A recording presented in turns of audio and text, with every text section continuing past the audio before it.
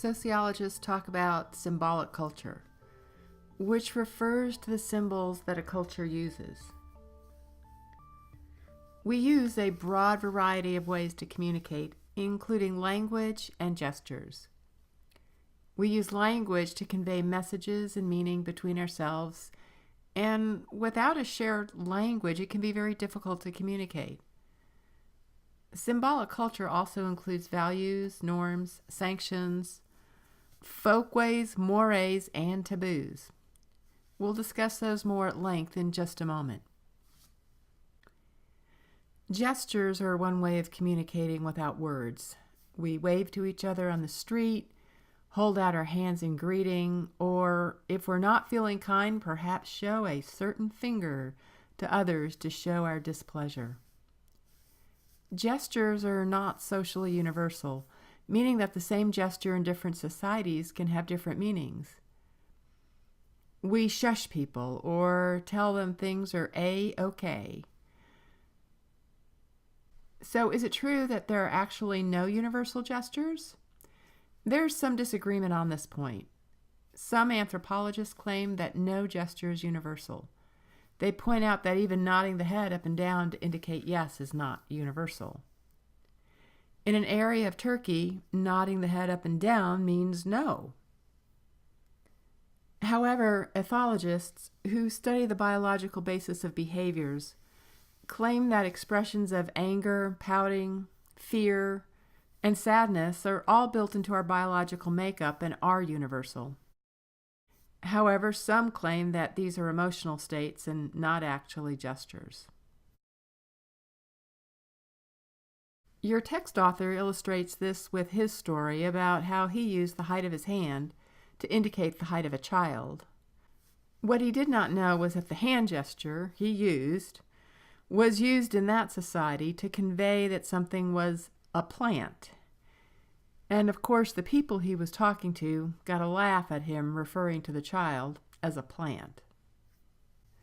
Language is the primary way in which we communicate. Language can be either written, oral, or signed, or even touched. The basic idea is that sounds or things that represent the sound, such as letters, convey meaning. What appears to be fairly unique about human beings is the ability to use language and to use it to build abstract thought. In some ways, it's the essence of humanity, in that it allows lessons to be passed on from one generation to another, allows people to convey experiences to others. We can share information about our past or build on a common vision for a future. We can share our thoughts and our perspectives, and it allows us to discuss and agree upon goals, and sometimes very complex visions and goals. Basically, language provides us with a system of symbols that can be combined in an infinite number of ways and can represent not only objects, but also abstract thought.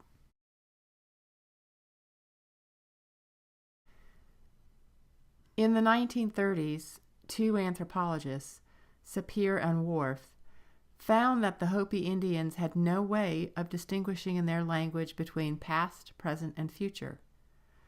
Sapir and Hopf found this interesting because the languages they were familiar with carefully distinguished between these different time frames. They concluded that language has, embedded within it, ways of looking at the world. In other words, language not only expresses our thoughts and perceptions, but language also shapes the way we think and perceive. They realized that this was the reverse of common sense, that one would think that language serves our classification needs, rather than language defining the way in which we think. Your text author illustrates this by explaining that once you classify students as jocks, goths, stoners, skaters, band geeks, and preps, then you see these categories. Without the categories' existence, you won't sort the students into these categories.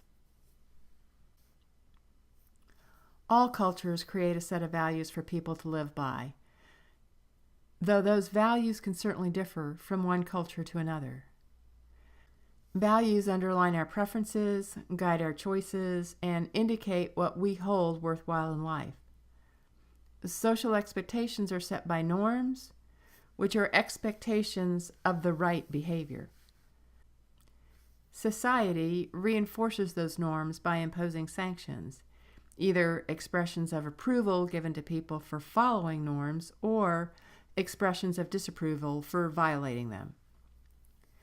A positive sanction is a reward or positive reaction for following norms, ranging from a smile to a material reward, like a bonus at work for doing a good job.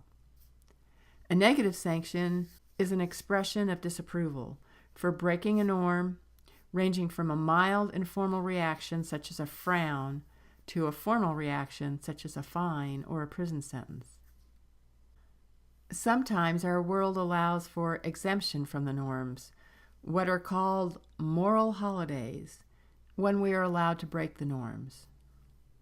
Remember Senior Skip Day? Or the mayhem of Mardi Gras, where public drunkenness and debauchery are the norm.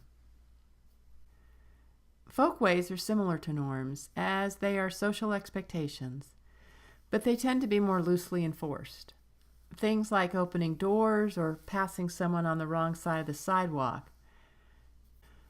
We generally don't do much if a folkway is not followed, but we still have some small expectation level about them. Folkways are more localized, meaning that some folkways are not specific to mainstream society. A moray is a more strictly enforced norm. Lying or dishonesty would be a moray. The more important norms, such as intolerance of criminal acts, are social mores. There are definite social consequences when someone breaks a moray. And even more highly sanctioned norms are the taboos, things that society deems to be very important to uphold. The level of sanction can be high, including prison, banishment, or even death. Communication is also dependent on subcultures. A subculture is a world within the larger world of the dominant culture. Subcultures develop their own lingo, their own gestures and meanings. Smaller groups develop their own meanings and their own language to describe actions, activities, events, and ideas. One example that your text gives is the subculture of tattooing.